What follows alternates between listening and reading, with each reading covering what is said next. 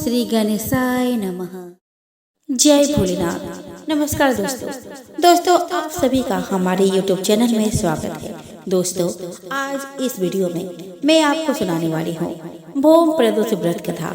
साथ ही आज मासिक शिवरात्रि भी है, इसीलिए इस वीडियो में मैं आपको मासिक शिवरात्रि की व्रत कथा भी सुनाने वाली हूँ। तो चलिए दोस्तों यह वीडियो शुरू करें। दोस्तों सनातन धर्म में हर पर्व त्योहार का बहुत अधिक महत्व माना जाता है। वैसे ही साल के 12 महीने में प्रत्येक महीने प्रदोष का व्रत भी भगवान शंकर के निमित्त रखा जाता है। धार्मिक मान्यता के अनुसार प्रदोष व्रत हर महीने की त्रयोदशी तिथि में रखा जाता है। कहते हैं कि जो व्यक्ति सच्चे मन से प्रदोष व्रत रखता है और भगवान शिव की उपासना करता है, उसे दुख दरिद्रता संकट रोग कर्ज से छुटकारा मिलता है। दोस्तों साल के पहले प्रदोष व्रत के दिन कई अद्भुत संयोग का निर्माण भी हो रहा है।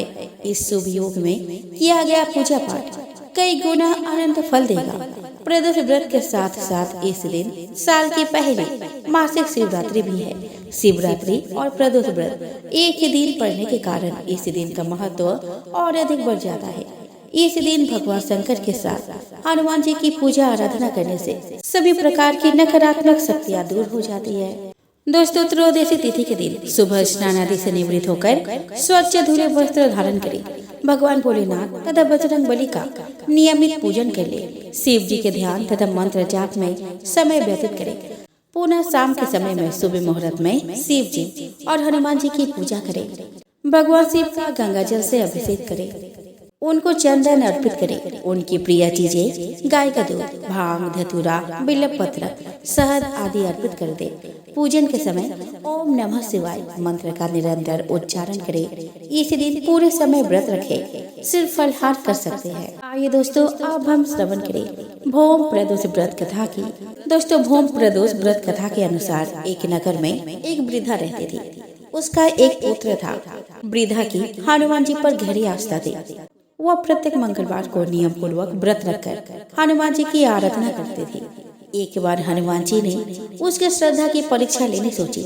हनुमान जी साधु का वेश धारण करके वृद्धा के घर गए और पुकारने लगे कि हे कोई हनुमान भक्त जो हमारी इच्छा पूर्ण करे।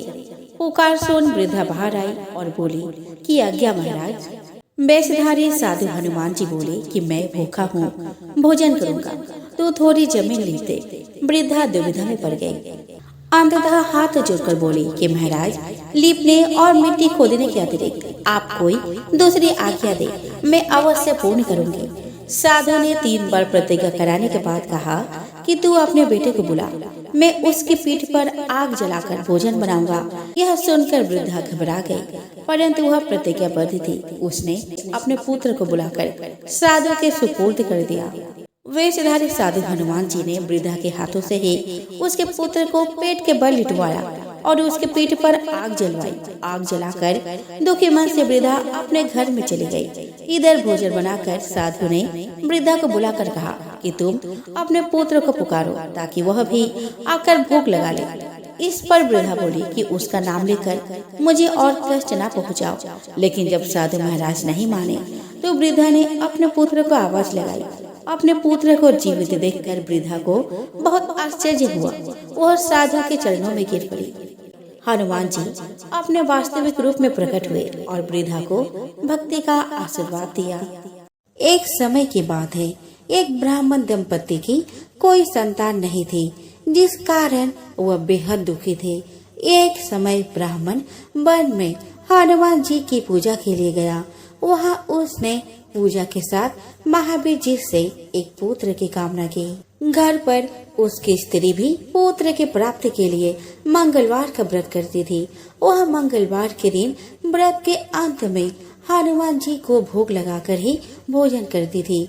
एक बार व्रत के दिन ब्राह्मणी ने ना भोजन बना पाई और ना ही हनुमान जी को भोग लगा सके। उसने प्रण किया कि वह अगले मंगलवार को हनुमान जी को भोग लगाकर ही भोजन करेगी। वह भूखी प्यासी 6 दिन तक पड़ी रही। मंगलवार के दिन वह बेहोश हो गई। हनुमान जी उसकी निष्ठा और लगन को देखकर प्रसन्न हुए। उन्होंने आशीर्वाद स्वरूप ब्राह्मणी को एक पुत्र दिया और कहा कि यह तुम्हारा सेवा करेगा। बालक को पाकर ब्राह्मणी अति प्रसन्न हुई। उसने बालक का नाम मंगल रखा। कुछ समय उपरांत जब ब्राह्मण घर आया तो बालक को देख पूछा कि वह कौन है। पत्नी बोली कि मंगलवार व्रत से प्रसन्न होकर हनुमान जी ने उसे यह बालक दिया है। ब्राह्मण को अपनी पत्नी की बात पर विश्वास नहीं हुआ। एक दिन मौका देखकर ब्राह्मण ने बालक को कुएं में गिरा दिया। घर पर लौटने पर ब्राह्मणी ने पूछा कि मंगल कहाँ है। तभी पीछे से मंगल मुस्कुरा कर आ गया। उसे वापस देखकर ब्राह्मण आश्चर्यचकित रह गया। रात को हनुमान जी ने उसे सपने में दर्शन दिए और बताया कि यह पुत्र उसे उन्होंने ही दिया है। ब्राह्मण सत्य जानकर बहुत खुश हुआ। इसके बाद ब्राह्मण दंपत्ति प्रत्येक मंगलवार को व्रत रखने लगे। आइए दोस्तों, अब हम श्रवण करें मासिक शिवरात्रि व्रत कथा की। शिव पुराण के अनुसार प्राचीन काल में चित्रभानु नाम का एक शिकारी था। जानवरों की हत्या करके वह अपने परिवार को पालता था। वह एक साहूकार का कर्जदार था, लेकिन उसने अपना ऋण समय पर ना चुका सका। क्रोधित साहूकार ने शिकारी को शिव मठ में बंदी बना लिया। संजोग से उस दिन मासिक शिवरात्रि थी। साहूकार के घर पूजा हो रही थी तो शिकारी ध्यानमग्न होकर शिव संबंधी धार्मिक बातें सुनता रहा। चतुर्दशी को उसने शिवरात्रि व्रत की कथा भी सुनी। शाम होते ही साहूकार ने उसे अपने पास बुलाया और ऋण चुकाने के विषय में बात की। शिकारी अगले दिन सारा ऋण लौटा देने का वचन देकर बंधन से छूट गया। अपनी दिनचर्या की भांति वह जंगल में शिकार के लिए निकला, लेकिन दिन भर बंदी गृह में रहने के कारण भूख प्यास से व्याकुल था। शिकार खोजता हुआ वह बहुत दूर निकल गया। जब अंधेरा हो गया तो उसने विचार किया कि रात जंगल में ही बितानी पड़ेगी। वह वन में तालाब के किनारे एक बेल के पेड़ पर चढ़कर रात बिताने का इंतजार करने लगा।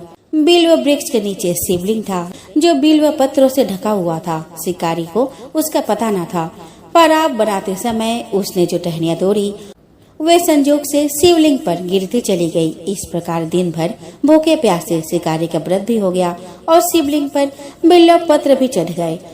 एक पहर रात्रि बीत जाने पर एक गर्भिणी हिरनी तालाब पर पानी पीने पहुंची।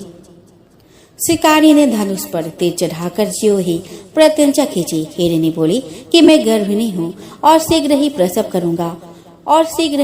करूंगी। तुम एक साथ दो जीव की हत्या करोगे, जो ठीक नहीं है। मैं बच्चे को जन्म देकर शीघ्र ही तुम्हारे समक्ष प्रस्तुत हो जाऊंगी, तब मुझे मार देना। शिकारी ने प्रत्यंचा ढीली कर दी और हिरनी जंगली झाड़ियों में लुप्त हो गई। प्रत्यंचा चढ़ाने और ढीली करने के वक्त कुछ बिल्व पत्र अनायास ही टूटकर शिवलिंग पर गिर गए। शिकारी ने प्रत्यंचा ढीली कर दी और हिरनी जंगली झाड़ियों में लुप्त हो गई। प्रत्यंचा चढ़ाने एवं ढीली करने के वक्त कुछ बिल्व पत्र अनायास ही टूटकर शिवलिंग पर गिर गए। इस प्रकार उससे अनजाने में ही प्रथम प्रहर का पूजन भी संपन्न हो गया। कुछ ही देर बाद एक और हिरनी उधर से निकली। शिकारी की प्रसन्नता का ठिकाना न रहा। समीप आने पर उसने धनुष पर बाण चढ़ाया। तब उसे देखकर हिरनी ने विनम्रता पूर्वक निवेदन किया कि हे शिकारी, मैं थोड़ी देर पहले ऋतु से निवृत्त हुई हूँ। कामातुर बिरहनी हूँ। अपने प्रिय की खोज में भटक रही हूँ। मैं अपने पति से मिलकर शीघ्र ही तुम्हारे पास आ जाऊंगी। शिकारी ने उसे भी जाने दिया। 2 बार शिकार को खोकर उसका माथा ठनका। वो चिंता में पड़ गया। रात्रि का आखिरी पहर बीत रहा था। इस बार भी धनुष से लगकर कुछ बेलपत्र शिवलिंग पर जा गिरे। दूसरे पहर की पूजा भी संपन्न हो गई। तभी एक अन्य हिरनी अपने बच्चों के साथ उधर से निकली। शिकारी के लिए वह स्वर्णिम अवसर था। उसने धनुष पर तीर चढ़ाने में देर न लगाई। वह तीर छोड़ने ही वाला था कि हिरनी बोली कि हे शिकारी, मैं इन बच्चों को इनके पिता के हवाले करके लौट आऊंगी। इस समय मुझे मत मारो। शिकारी हंसा और बोला कि सामने आए शिकार को छोड़ दो। मैं ऐसा मूर्ख नहीं। इससे पहले मैंने 2 बार अपना शिकार खो चुका हूँ। मेरे बच्चे भूखे प्यासे व्यग्र हो रहे होंगे। उत्तर में हिरनी ने कहा कि जैसे तुम्हें अपने बच्चों की ममता सता रही है, ठीक वैसे ही मुझे भी सता रही है। हे शिकारी, मेरा विश्वास करो, मैं इन्हें इनके पिता के पास छोड़कर तुरंत लौटने की प्रतिज्ञा करती हूँ। हिरनी का दिन स्वर सुनकर शिकारी को उस पर दया आ गई। उसने उस मृगी को भी जाने दिया। शिकार के अभाव में तथा भूख प्यास से व्याकुल शिकारी अनजाने में ही बेल वृक्ष पर बैठा बेलपत्र तोड़कर नीचे फेंकता जा रहा था। पाँव फटने को हुई तो एक हष्ट-पुष्ट मृग उसी रास्ते पर आया। शिकारी ने सोच लिया कि इसका शिकार वह अवश्य करेगा। शिकारी की तनी प्रत्यंचा देखकर मृग विनीत स्वर में बोला कि हे शिकारी, यदि तुमने मुझसे पूर्व आने वाले 3 मृगियों तथा छोटे छोटे बच्चों को मार डाला है तो मुझे भी मारने में विलम्ब न करो, ताकि मुझे उनके वियोग में एक क्षण भी दुख न सहन करना पड़े। मैं उन हिरनियों की पति हूँ। यदि तुमने उन्हें जीवन दान दिया है तो मुझे भी कुछ क्षण का जीवन देने का कृपा करो। मैं उनसे मिलकर तुम्हारे समक्ष उपस्थित हो जाऊंगा। मृग की बात सुनते ही शिकारी के सामने पूरी रात का घटना चक्र घूम गया। उसने सारी कथा मृग को सुना दी। तब मृग ने कहा कि मेरी 3 पत्नियां जिस प्रकार प्रतिज्ञाबद्ध हो गई है, मेरी मृत्यु से अपने धर्म का पालन नहीं कर पाएंगे। अतः जैसे तुमने उन्हें विश्वास पात्र मानकर छोड़ा है, वैसे ही मुझे भी जाने दो। मैं उन सब के साथ तुम्हारे सामने शीघ्र ही उपस्थित होता हूँ। शिकारी ने उसे भी जाने दिया। इस प्रकार प्रातः हो गई। उपवास, रात्रि जागरण तथा शिवलिंग पर बेलपत्र चढ़ाने से अनजाने ही पर शिवरात्रि की पूजा पूर्ण हो गई। पर अनजाने में ही की हुई पूजन के परिणाम उसे तत्काल मिला। शिकारी का हिंसक हृदय निर्मल हो गया। उसमें भगवत शक्ति का वास हो गया। थोड़ी ही देर बाद वह मृग सब परिवार शिकारी के समक्ष उपस्थित हो गया ताकि वह उनका शिकार कर सके। किंतु जंगली पशुओं की ऐसी सत्यता, सात्विकता और सामूहिक प्रेम भावना देखकर शिकारी को बड़ी ग्लानि हुई।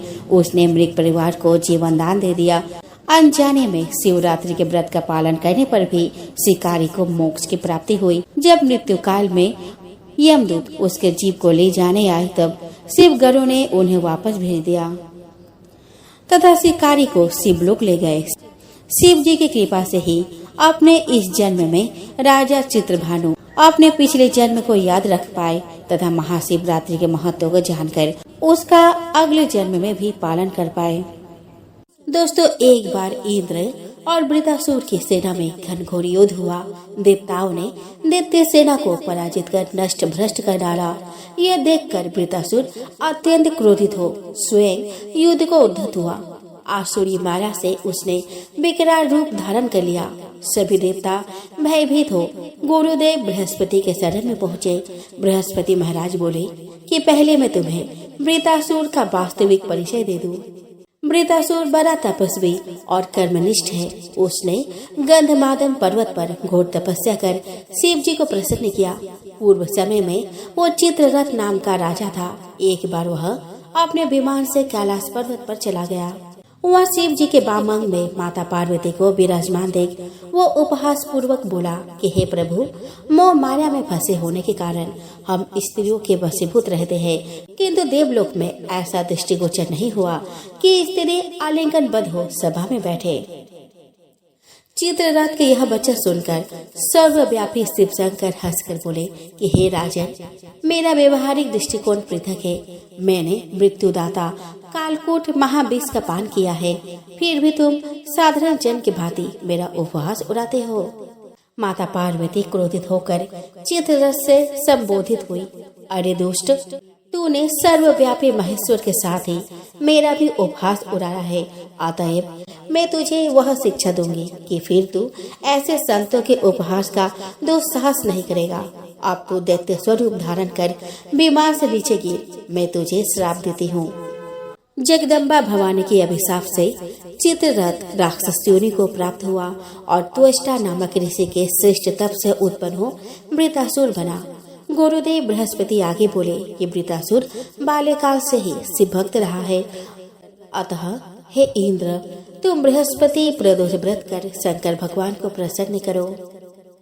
देवराज ने गुरुदेव की आज्ञा का पालन कर बृहस्पति प्रदोष व्रत किया। गुरु प्रदोष व्रत के प्रताप से इंद्र ने शीघ्र ही वृत्रासुर पर विजय प्राप्त कर ली और देवलोक में शांति छा गई। अतः प्रदोष व्रत हर शिव भक्त को अवश्य करना चाहिए। भगवान शिव ने कई अवसरों पर माता पार्वती को मानव जीवन से जुड़े कई रहस्य बताए थे।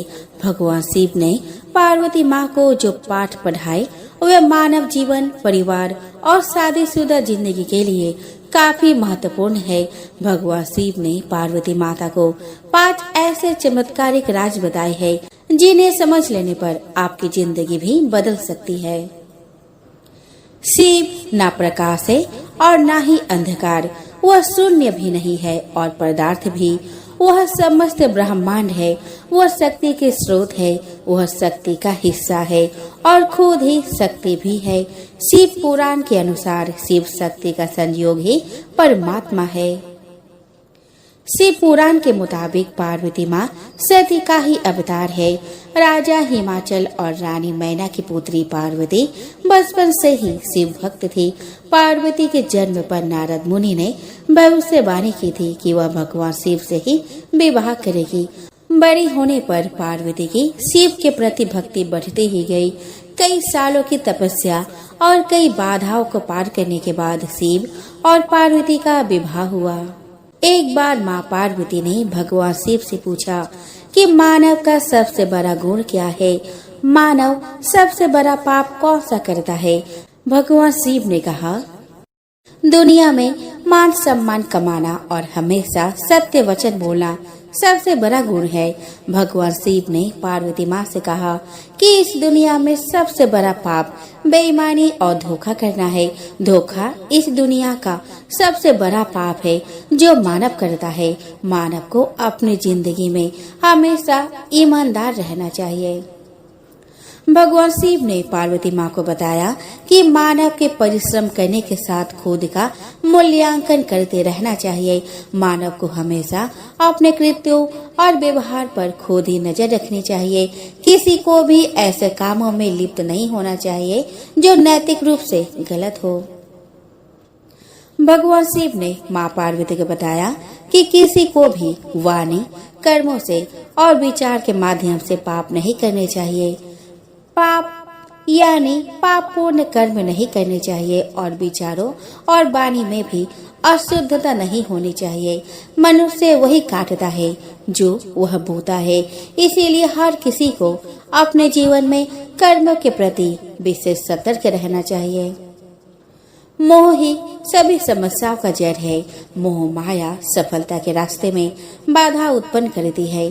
जब आप दुनिया के सभी तरह की मोह माया से मुक्त हो जाते हैं तो आपको अपने जिंदगी में सफलता प्राप्त करने से कोई नहीं रोक सकता है। लेकिन आखिर इस मोह से बचने का क्या उपाय है?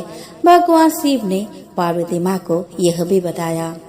सभी तरह के माया जालों से बचने का केवल एक उपाय है कि मानव शरीर की क्षण भंगुरता को समझा जाए और अपने मस्तिष्क को उसी अनुसार ढाला जाए।